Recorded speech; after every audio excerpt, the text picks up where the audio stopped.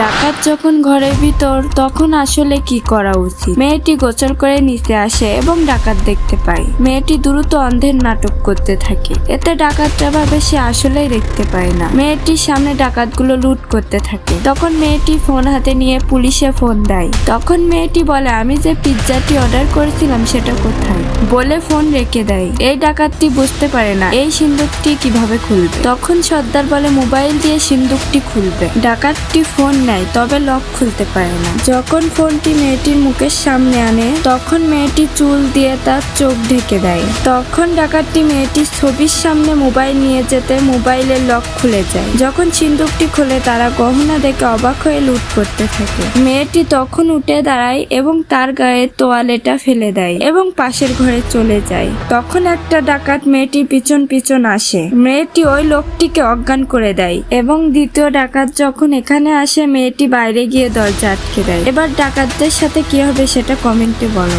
যার comment funny হবে পরবর্তী ভিডিওতে তার নাম নেওয়া হবে। আর চ্যানেলে নতুন হলে সাবস্ক্রাইব করো।